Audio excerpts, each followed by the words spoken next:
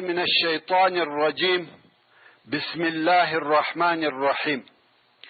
إن الحمد لله نحمده ونستعينه ونستغفره ونعوذ بالله من شرور أنفسنا وسيئات أعمالنا. من يهده الله فلا مضل له ومن يضلل فلا هادي له، وأشهد أن لا إله إلا الله وحده لا شريك له، وأشهد أن محمدا عبده ورسوله صلى الله عليه وآله وسلم تسليما كثيرا كثيرا. أما بعد، السلام عليكم ورحمة الله وبركاته. محترم ورونو، څرنګه چې د رسول الله صلی الله علیه و آله وسلم مبارک سیرت د دنیا په هر ژبه سره موجود وو او موجود دی، او هر عالم د دغه مبارک تاریخ څخه تر خپل وسه یو څه لیکلی دی، خو موږ پښتنو په پښتو ژبه سره داسې جامع کتاب نه درلودی چې په هغه کې دی د رسول الله صلی الله علیه و آله وسلم د ژوند حوادث او واقعات د تاریخ سره موافق او په پرله پسې ډول لیکل شوي وي. حال دا چې د رسول الله صلی الله علیه و آله وسلم پیژندګلوي او د هغه صلی الله علیه و آله وسلم په ژوند خبرېدل زموږ دینی مسؤلیت دی، ځکه که د رسول الله صلی الله علیه و آله وسلم په ژوند خبر نسو، متابعت یې څنګه وکړو؟ او که رسول الله صلی الله علیه و آله وسلم ونه پیژنو، ایمان څنګه پر راوړو؟ خو د نن ورځې څخه تقریبا 10 کاله د مخه ما د سیرت النبی صلی الله علیه و آله وسلم په نامه سره د ټیپ د فیتو په واسطه یو مضمون ثبت او نشر کړي. البته هغه وخت د ځوانۍ آخري وختونه وه، آواز او د خبرو کولو توان او طاقت یوه اندازه د ځوانۍ پر قسم وه. او اوس مې د دوهم وار دپاره د رسول الله صلی الله علیه و آله وسلم د ژوند حالات د سپینږیرتیا او ضعف په حالت کې د سرور کائنات ژوند په نامه سره ولیکل. غواړم چې هم یې د ټیپ په پیتو کې ثبت کم او هم یې د کتاب په شکل سره ګرانو وطنوالو ته تقدیم کم. خو دا وار نه هغه د ځوانۍ آواز ته او نه د خبرو کولو توان او قدرت، مګر د هغه آواز او طاقت په عوض او بدله کې په دغه اوسني لیکل سوي مضمون کې معلومات زیات سوي او ډیر سوي دي. په اول وار ثبتولو کې ما د خپل ځان و ناقص استعداد ته کتل، نو دا مې نه په خیال او نه تصور کې راګرځېده چې دغه نشر سوې سلسله دي دونه جهاني شهرت پیدا کړي او د خلقو به په دغه اندازه سره خوښه سي. حقیقتا زه نه پوهېدم چې دغه بیان زما د ناقص استعداد سره تعلق نه لري، بلکې دغه بیان د یو کامل انسان د ژوندانه بیان دی. دا د رسول الله صلی الله علیه و آله وسلم د ژوند بیان دی، څرنګه چې رسول الله صلی الله علیه و آله وسلم و ټولو مسلمانانو ته محترم او مکرم، مرغوب او محبوب دی، نو خود د هغه محبوب سیرت هم محبوب وګرځېدی او د ګرانو مسلمان ورونو د طرفه تود هرکلی وسو. د اوریدونکو په زړو کې ځای ونیوي او باید وینیسي، ځکه الله جل جلاله خپل رسول ته ډیره عظیمه درجه او لوړ مقام ورکړی دی، او د صلی الله علیه و آله وسلم محبت یې د مسلمانانو په زړو کې ښخ کړی دی، او د رسول الله صلی الله علیه و آله وسلم متابعت یې د الله جل جلاله سره محبت بللی دی. الله عز وجل د سورة آل عمران په 11 نمبر آیات کې فرمایي: قل ان کنتم تحبون الله فاتبعوني يحببكم الله ويغفر لكم ذنوبكم. یعنی اے محمد صلی الله علیه و آله وسلم دوی ته ووایه کچیر تاسو د الله عز وجل سره محبت لري او محبت کوي، نو زما متابعت وکړي، چې الله جل جلاله به ستاسو سره محبت وکړي، تاسو به خوښ ولري او تاسو ته به ستاسو ګناهونه در وبخشي. چې هم دغه الهي تنبیه او خبرتیا یو د هغو سببو څخه وګرځېده چې مسلمانانو د رسول الله صلی الله علیه و آله وسلم و محبت ته په خپلو زړو کې په شوق سره ډېر پراخه ځای ورکړی دی، او مسلمانان په داسې لارو چارو پسې ګرځي چې د دوی او د رسول الله صلی الله علیه و آله وسلم په مابین کې محبت زیاتوي. د اسلام د شروع څخه تر اوسه پورې علماء کرام د رسول الله صلی الله علیه و آله وسلم د سیرت او شوخیو په بیانولو کې په مسابقه کې دي، خو د هیڅ بشر په وسه نه ده پوره چې د هغه مکرم او مشرف ذات اخلاق او اوصاف لکه څرنګه چې شایي هغسې بیان کړي. هغه ذات چې الله عز وجل د هغه په باره کې فرمایي وَإِنَّكَ لَعَلَى خُلُقٍ عَظِيمٍ، یعنی اے محمد صلی الله علیه و آله وسلم بېشکه چې ته یې پر ډېرو لویو او عظیمو خویو، ستا افعال او اقوال، ستا اخلاق او معاملې ټول عظیم او کریم دي. د ام المؤمنین حضرت عائشه رضی الله عنها څخه پوښتنه وسوه چې د رسول الله صلی الله علیه و آله وسلم اخلاق او عادات څنګه وه؟ دی رضی الله عنها وویل کان خلقه القرآن، یعنی د ده علیه الصلاة وسلام خویونه او اخلاق ټول د قرآن سره موافق او مطابق وه. سبحان الله، هر هغه څوک چې دغسې وي هغه تر ټولو خلقو او مخلوقاتو فاضل او کامل دی، او د دې حقدار دی چې ټول مخلوقات محبت ورسره ولري. مګر زه او زما ناقص علم، زما ناقص فهم، زما ناقصه ژبه د دې څخه ډېر عاجزه دي چې د سید الاولین والآخرین صلی الله علیه و آله وسلم ژوند او اخلاق، افعال او اقوال دي داسې بیان کې لکه څرنګه چې شایي. خو فقط زه د ځان دپاره دا سعادت او کامیابی بولم چې د دغه مبارک نور څخه دونه روښنایي حاصله کم چې د جهل په تاریکو کندو کې هلاک نسم. غواړم چې په ژوند کې د ده صلی الله علیه و آله وسلم د امت څخه یم، او په داسې حال کې مړ سم چې بیا هم د ده علیه الصلاة وسلام د امت څخه یم، او الله عز وجل د ده صلی الله علیه و آله وسلم په شفاعت ګناهونه را معاف کړي. نو ځکه بیا مې د دوهم وار دپاره د سیرت النبي صلی الله علیه و آله وسلم په لیکلو شروع وکړه چې په دې وار کې مې ځینې تبصرې او نور ګټور معلومات هم پر زیات کړه، او هم مې د اولې لیکنې ځینې روایتونه په قوي روایتو بدل کړه. په اول وار لیکنه کې زما اعتماد پر یوه منبع و، هو د موضوع د صحت او موجودیت د پاره مې د سیرت او تفسیر مختلف کتابونه ورسره کتل، خو د موضوع پر جزئیاتو مې ډېر تاکید نه کاوه. مګر څرنګه چې دا وار د ځینو مسلمان ورونو په خواهش او غوښتنه سره غواړم چې دغه بحث او مضمون وخپلو پښتو ژبو مسلمان ورونو ته د کتاب پر قسم هم تقدیم کم، ځکه د طیف فتې ډېر ژر استهلاکیږي، شکیږي او رکیږي.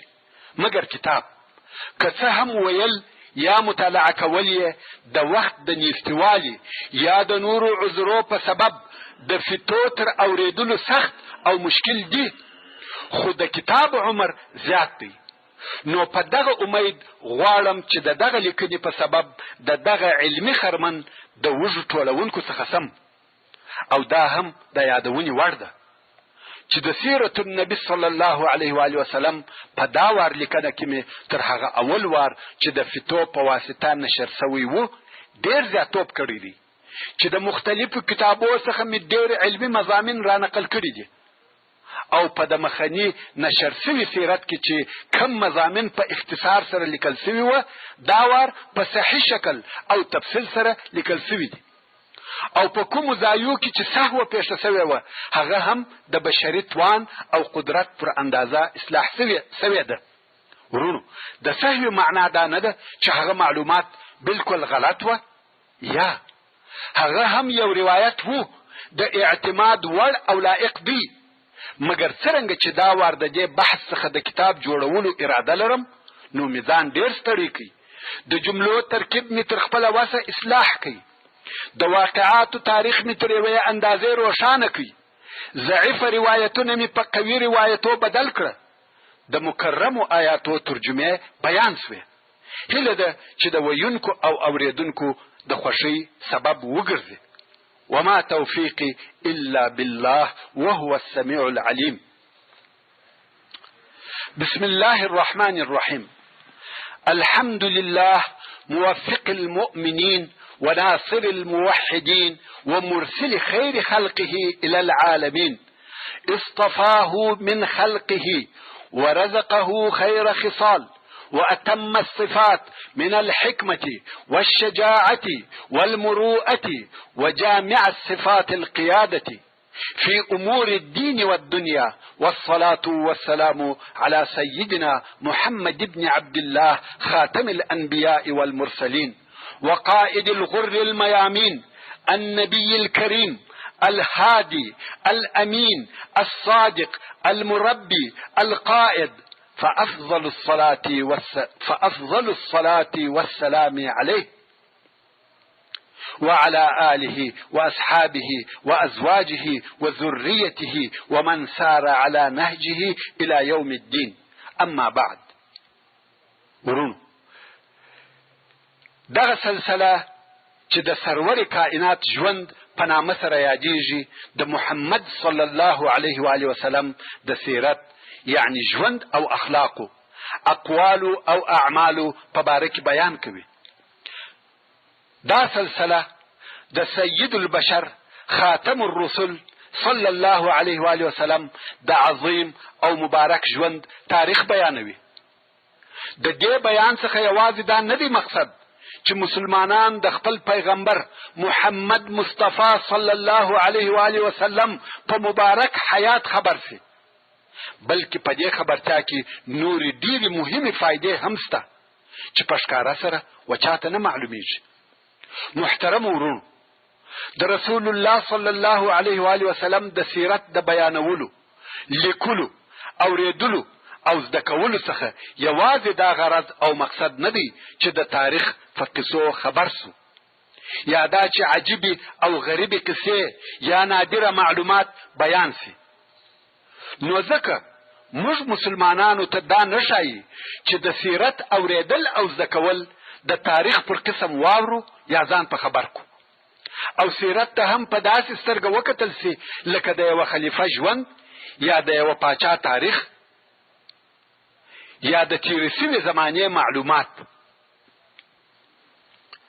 بلکې د سیرت د بیانولو، لیکلو، اوریدلو او زده کولو څخه مقصد او غرض دا دی چې یو مسلمان د اسلام د حقیقت تصور وکړي،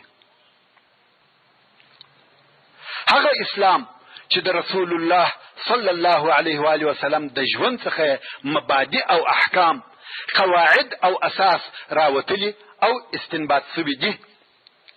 زه به دلته د رسول الله صلی الله علیه و آله وسلم د سیرت د پوهېدلو او زده کولو یو څه فائدې په اختصار سره درته بیان کړم.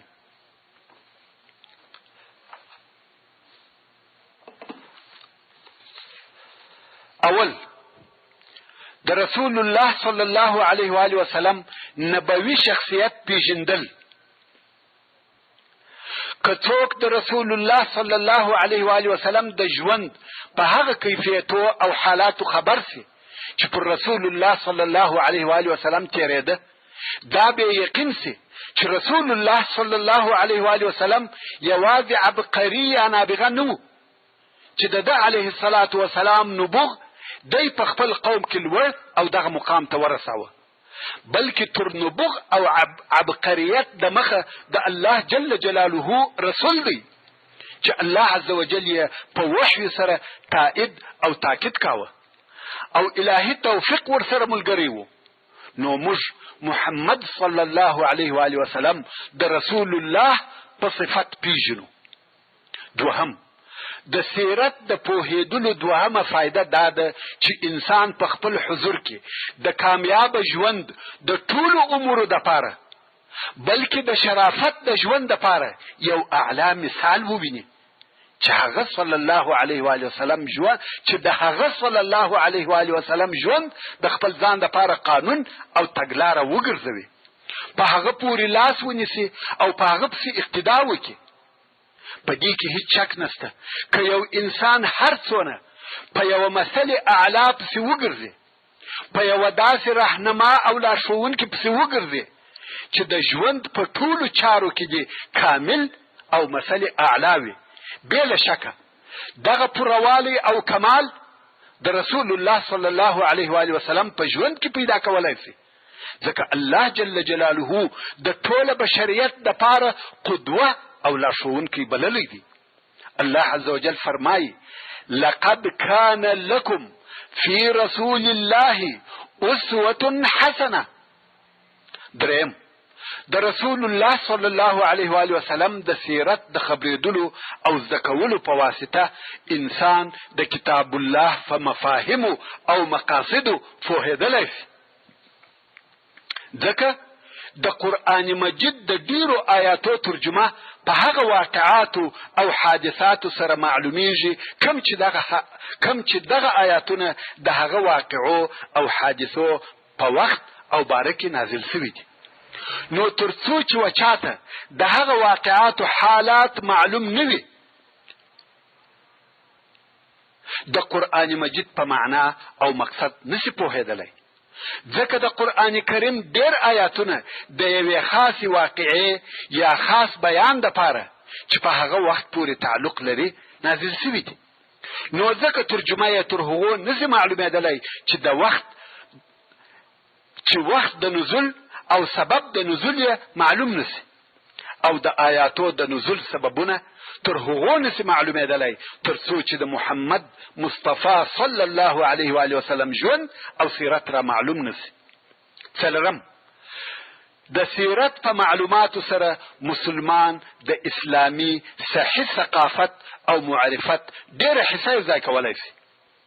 په دې کې هیڅ شک نشته چې د اسلام د مبادیو د پوهېدلو دپاره که دین دی که عقیده، که احکام دی که اخلاق، د رسول الله صلی الله علیه و آله وسلم ژوند یو روښانه مجسد تصویر دی. پنځم، د رسول الله صلی الله علیه و آله وسلم په سیرت پوهېدل د یوه اسلامي معلم او واعظ دپاره د تعلیم او تربیه په باره کې یوه ژوندۍ نمونه او لارښوونه ده، ځکه رسول الله صلی الله علیه و آله وسلم یو فاضل معلم، صادق ناصح او مهربانه مربی و. د دعوت په مختلفو مرحلو کې یې د تعلیم او تربیه وړ او مناسبه طریقې استعمالولې. پر دې ټولو سربیره د رسول الله صلی الله علیه و آله وسلم په ژوند کې د انسانیت ټول اړخونه که اجتماعي دي که فردي داخل او شامل دي. یو انسان په هر حالت کې که یو مستقل فرد وي یا د ټولنې یوه فعال عضو وي، د پوره کامیابۍ دپاره د رسول الله صلی الله علیه و آله وسلم و متابعت ته اړ او محتاج دی، ځکه د رسول الله صلی الله علیه و آله وسلم ژوند موږ ته د یوه مستقیم یا پر لار برابر ځوان د سلوک او اخلاقو بې مثاله نمونې راښیي چې د خپل قوم او ملګرو سره څونه امین او څونه صادقه و. د رسول الله صلی الله علیه و آله وسلم ژوند د یوه واعظ په صفت یو بې مثاله نمونه دی چې خلق یې د الله جل جلاله ولارې ته په حکمت او موعظه حسنه سره وروبلل او خپل ټول طاقت یې د رسالت د رسولو په لار کې مصرفاوه. د رسول الله صلی الله علیه و آله وسلم ژوند د یوه دولت د رئیس او حاکم دپاره ښه لارښوونکی دی چې په څونه هوښیاري او حکمت سره کارونه مخته بیول. د رسول الله صلی الله علیه و آله وسلم ژوند د یوه مثالي او حق پرسته میړه دپاره لارښوونکی دی چې د خپلې ښځې سره باید څنګه ژوند او ګزاره وکړي. د رسول الله صلی الله علیه و آله وسلم ژوند د یو پلار د پاره په عاطفه او مهرباني کې لارښوونکی دی. رسول الله صلی الله علیه و آله وسلم د زوجاتو او اولادو په حقوقو او واجباتو کې دقیق عدل کاوه. د هر چا حق د هغه د حال سره سم او پوره ورکاوه. د رسول الله صلی الله علیه و آله وسلم ژوند د یو حربي قومندان او صادق امیر د پاره لارښوونکی دی. د رسول الله صلی الله علیه و آله وسلم ژوند د یو جامع مسلمان د پاره هغه چې په خپل ژوند کې صحیح تقسیم اوقات او په معاملو کې عدل ولري لارښوونکی دی چې څونه د خپل رب عبادت وکړي او په عین وخت کې د خپل کورنۍ او ملګرو سره لطف او د ښه طبیعت خاوند وي. داسې نور ډیر مثالونه شته. که غواړې چې بختور او کامیاب ژوند ولرې نو خامخا د رسول الله صلی الله علیه و آله وسلم په ژوند ځان خبر کړه. ځکه د رسول الله صلی الله علیه و آله وسلم په ژوند خبرېدل بل څه نه دي بېله دغه انساني اخلاقو ښکاره کول چې دغه ټوله په هغه بېمثله نمونه او کامل بشر کې سره یو ځای شوي وه او موږ یې خامخا و متابعت ته ضرورت لرو. که غواړې چې کامیابه او بختور ژوند ولرې د رسول الله صلی الله علیه و آله وسلم متابعت کوه. اوس نو کېدلی سي چې دغه پاک تاریخ د محمد مصطفی صلی الله علیه و آله وسلم د پیدایښت څخه را شروع کړو، مګر ما دا بهتره ولیده چې تر دغه پاک میلاد د مخه څخه را شروع سي د پاره د دې چې دا را معلومه سي چې دغه لارښوونکي نور د پاره د دې چې دا را معلومه سي چې دغه لارښوونکي نور تر راتګ د مخه د عربو ژوند او تاریخ څنګه او څه ډول و او بیا د وحیو په راتګ سره څنګه سو.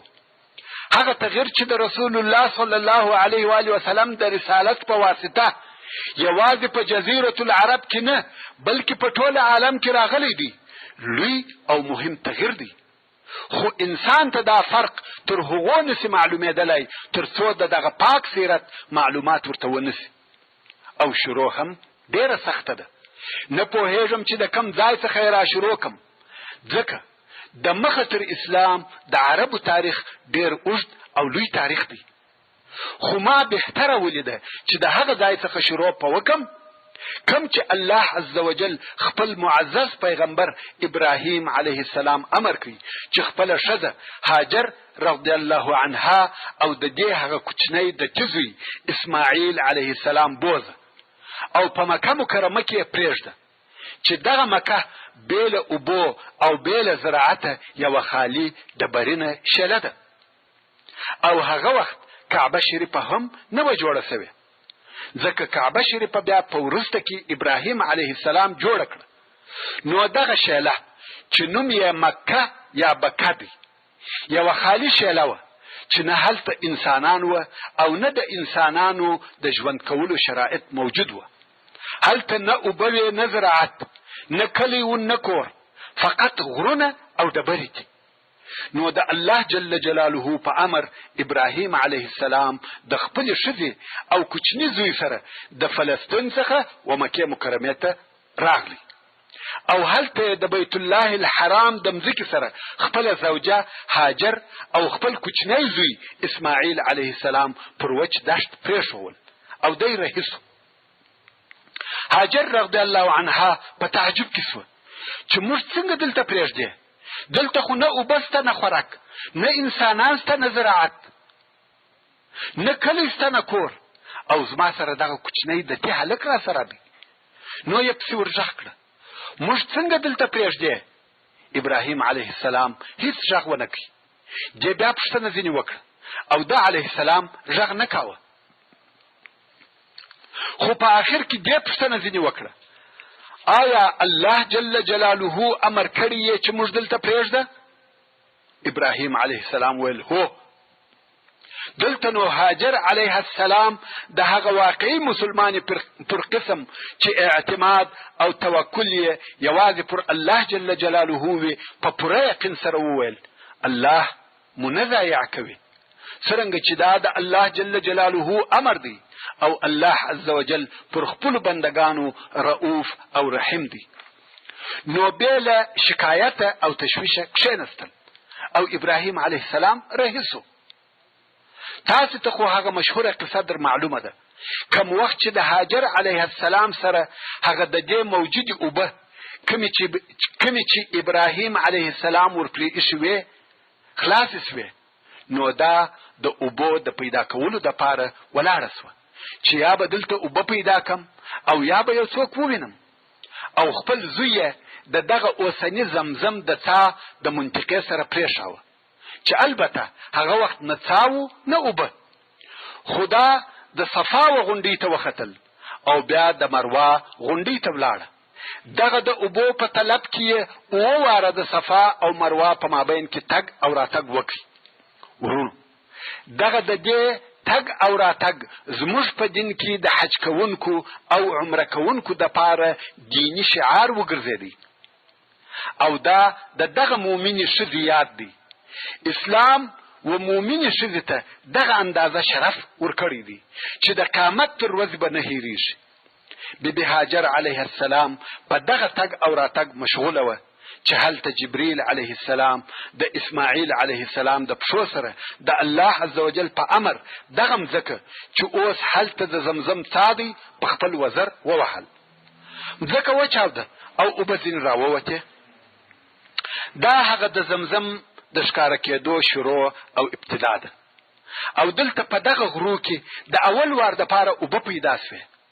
خو دا واقعه هغه وخت پیښه سوه چې په دغه وخت کې هلته په یمن کې د اوبو یو ډېر لوی بند چې سد معارب ورته ویل کېده نړېدلی و. او تاسو ته معلومه ده چې انسانان همیشه په هغه ځایو کې اوسېږي کوم چې هلته اوبه وي، او دغه سد معارب یا د اوبو بند په یمن کې ډېر لوی او عظیم بند و او د دغه بند پر شاوخوا ډېر انسانان اوسېدل او دغه انسانان هم ټول عرب و، ځکه د عربو اصلي وطن او ځای یوازې او یوازې یمن دی.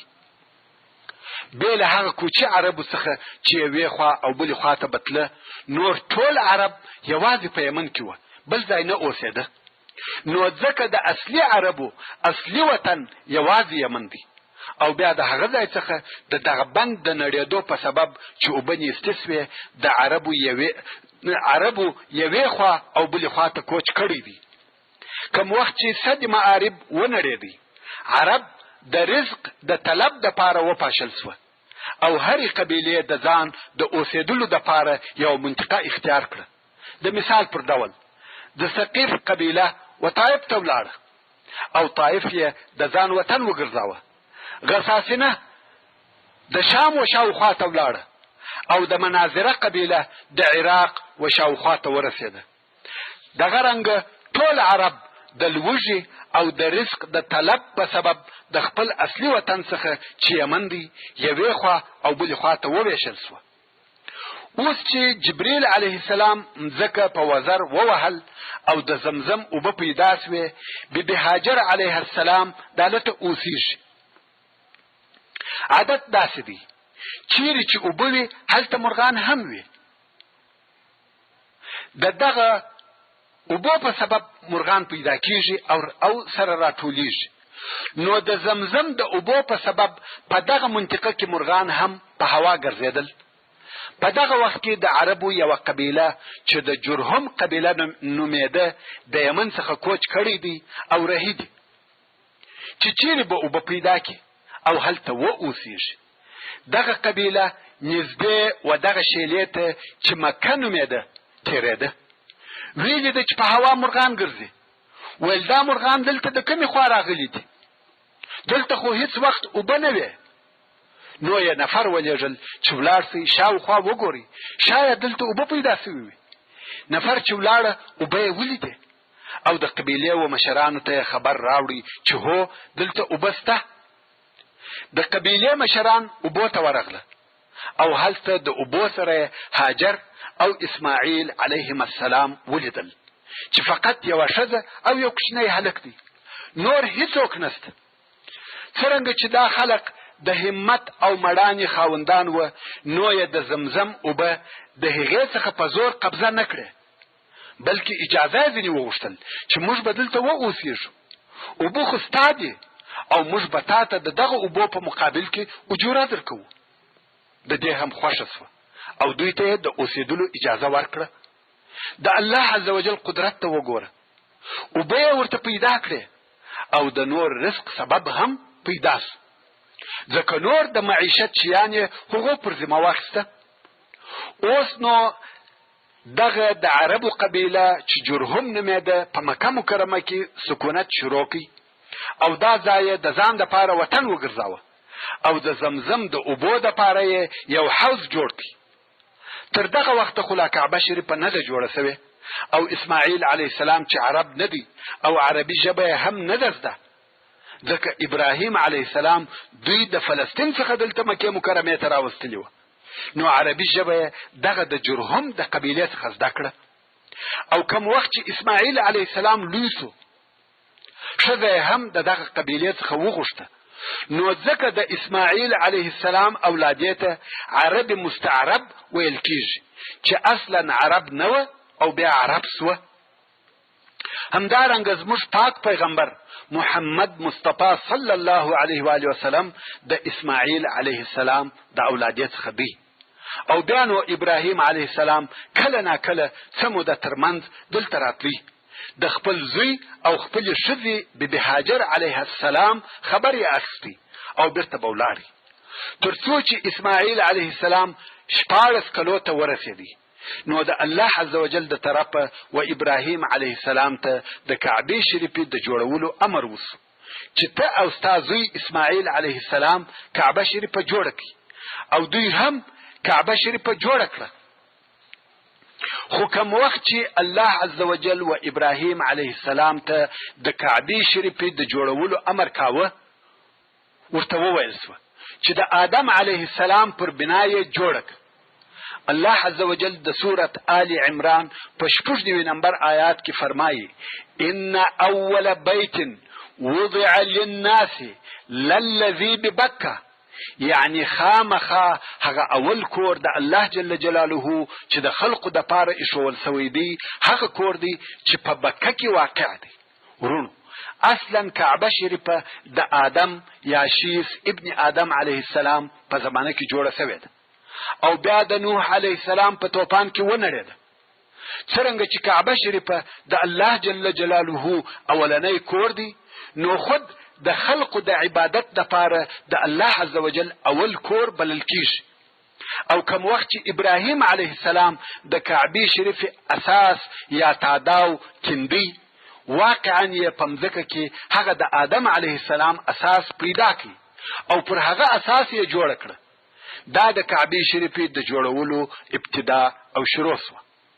خو د جوړولو په وخت کې چې ابراهیم علیه السلام دغه یو دیوال و آخر ته ورساوه او اوس دغه بل دیوال جوړوي، دلته خو کونج پیدا کیږي چې دغه کونج څخه د بنا او جوړولو اصل او اساس نقشه او رجه اخیستل کیږي او نور بنا دغه کونج څخه سمه او صحیح جوړېدلی شي. نو ابراهیم علیه السلام غوښته چې په دغه کونج کې یو لو قوي او مناسبه ډبره کښېږدي. نو یې اسماعیل علیه السلام ولېږي چې ولاړ شه شاوخوا وګوره چې دغه کونج دپاره یو مناسبه ډبره پیدا کړي. اسماعیل علیه السلام لاړی او وګرځېدی، څو دغه ځای دپاره یې وړ او مناسبه ډبره نه کړه پیدا. بیرته راغلی، ویلی ده چې د پلار سره یوه ډیره مناسبه او هغه قسم ډبره چې دوی غوښته پرته ده. اسماعیل علیه السلام ویل دا ډبره دې د کومه کړه؟ ابراهیم علیه السلام ویل دا د الله عز وجل د طرفه راغله. ورونو دغه ډبره هغه اجر اسود دی چې د جنت څخه راغلی دی او د جنت ډبره ده چې د کعبې شریفې په بنا کې کار سوې ده.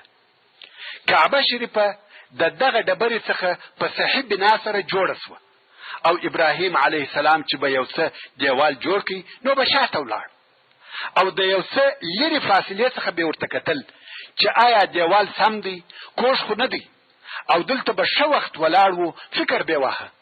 نو ځکه دغه ځای ته مقام ابراهیم ویل کیږي. الله عز وجل د سورة البقره په 125 نمبر آیات کې فرمایي: واتخذوا من مقام ابراهیم مصلى، یعنی ای مومنانو د ابراهیم علیه السلام د درېدلو ځای د لمانځه، طواف او دعا ځای وګرځوئ، چې دا ځای د کعبې شریفې د صحیح جوړولو دپاره د ابراهیم علیه السلام د فکر ځای دی. نو ځکه دغه مقام د کعبې شریفې څخه یو څه لرې واقع دی، ځکه د لرې څخه د دیوال برابري او کوږوالی معلومیږي. همدارنګه مقام ابراهیم و هغه ډبرې ته ویل کیږي چې د کعبې شریفې د جوړولو په وخت کې ابراهیم علیه السلام پر درېدی، او په دغه ډبره کې د ابراهیم علیه السلام د پښو نقشې او علامې هم شته، او دغه ډبره هم د جنت څخه راوړل شوې ده. اوس چې کعبه شریفه جوړه سوه، د ډبرو یوه خونه ده، نو خلق د عبادت دپاره ولې او څنګه ورته راسي؟ دلته بیا و ابراهیم علیه السلام ته الهي امر وسو چې خلق و بیت الله الحرام ته په حج کولو خبر که. الله عز وجل د سورة الحج په 19 نمبر آیات کې فرمایي وَأَذِنْ فِي النَّاسِ يَأْتُوكَ رِجَالًا، یعنی په خلقو کې د حج د ادا کولو د پاره غږ وکړه چې تا ته به د هر ځای څخه حاجان راسي. ابراهیم علیه السلام وویل الهي زه څنګه کولای شم چې ټول خلق خبر کم؟ زما آواز به و ټولو خلقو ته څنګه ورسیږي؟ د الله عز وجل د طرفه ورته وویل سوه یا ابراهیم پر تا ناره ده او پر ما یې و خلقو ته رسول دي، ته فقط غږ وکړه. دا چې و خلقو ته څنګه رسیږي دا زما کار دی، ته فقط په آواز کولو سره مامور یې. نو ابراهیم علیه السلام د عرفات وغره ته ولاړی او لوړ وغره ته وختی. په حج کولو سره یې نارې کړه چې ای خلقو د بیت الله شریف حج پر تاسې فرض دی. نو د دې سبب عرفات د حج په شعائرو کې راغلی دی او د حج مهم رکن دی، ځکه عرفات د خلقو د حج کولو د پاره د اعلان او خبرتیا ځای دی. اوس نو د الله جل جلاله د امر سره مطابق ابراهیم علیه السلام په حج کولو سره اعلان وکړي او الله عز وجل دا د آواز تر مشرق او مغرب ورساوه. دا د الله عز وجل د طرفه څخه معجزه وه چې ټولو خلقو د آواز واورېدی. همدارنګه الله جل جلاله د ټولو انسانانو په زړونو کې د کعبې شریفې حب او محبت، تعظیم او تکریم ورواچاوه. ورونو د الله عز وجل کارونه داسې وي او داسې دي چې زموږ تر عقل لوړ دي.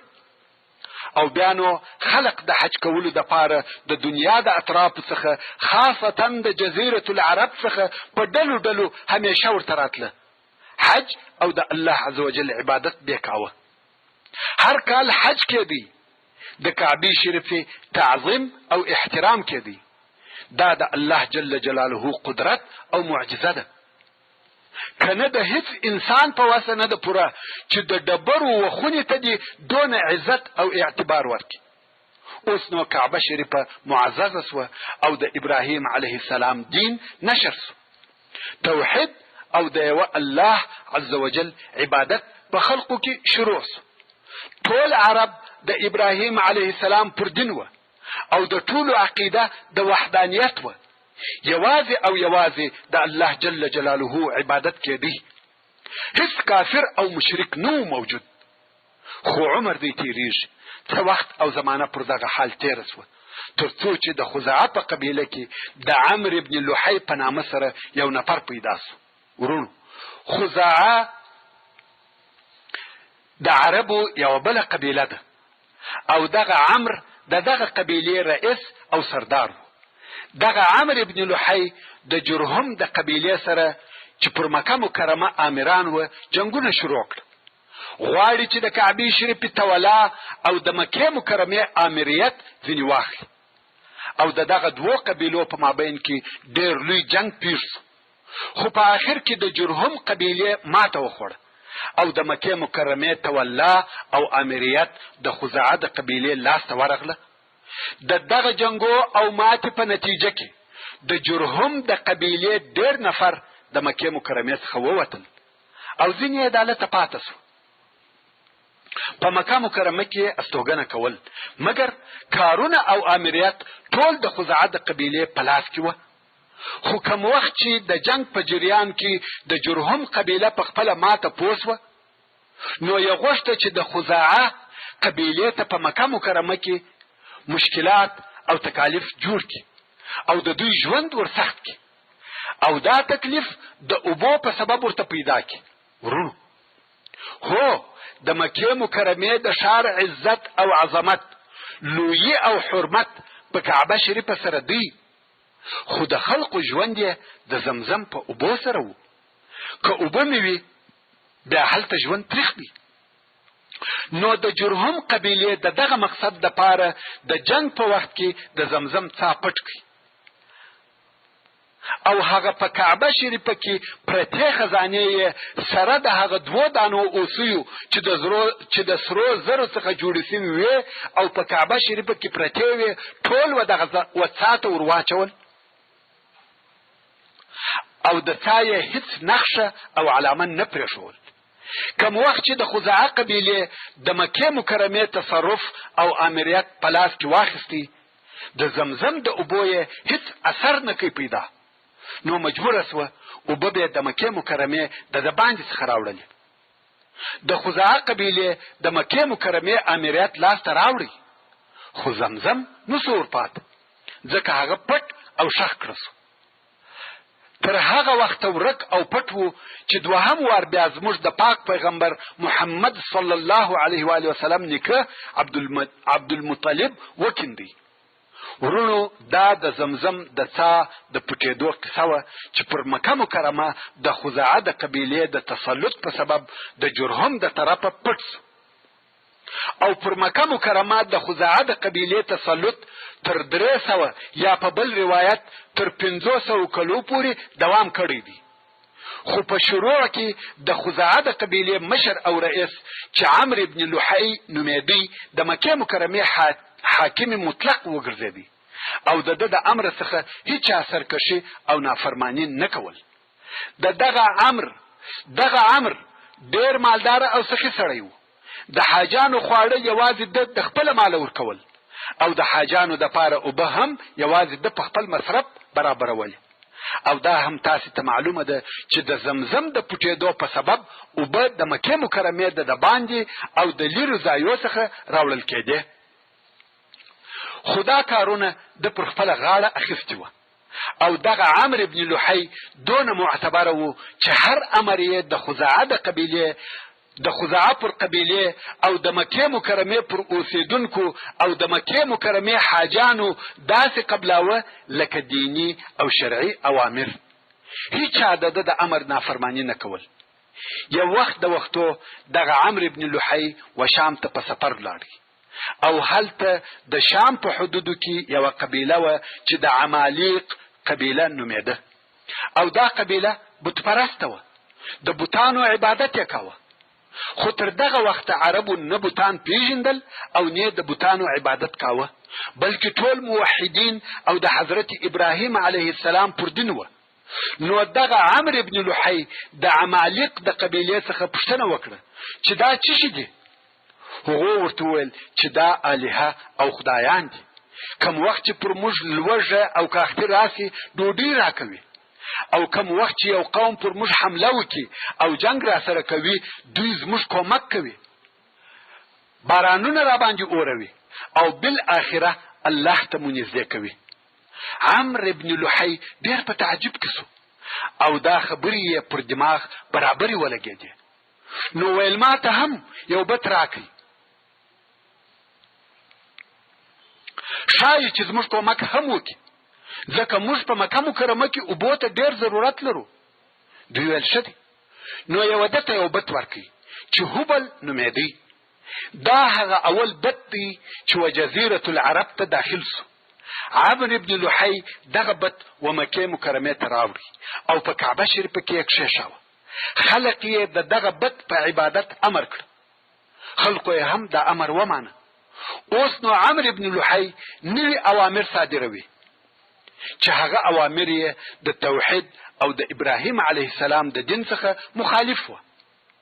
او بیا یې نور بوتان چې الهه او خدایان یې بلل و جزیرة العرب ته راوړه او هر قبیله یې امر کړه چې د ځان دپاره به یو بت اختیاروي او په کعبه شریفه کې به د هغه بت عبادت کوي. بیا یې بل امر صادر کړي ویل تاسې خو په خپلو کورو او کلو کې هم عبادت کوئ، خو دا نه ده جایزه چې د بل شي عبادت وکړي بېله د مکې مکرمې د بوتانو څخه د یوه بت. نو پر هر چا دا لازمه ده چې د مکې مکرمې څخه یوه ډبره ورسره واخلي او هلته په خپل کور او کلي کې د هغې ډبرې عبادت وکړي.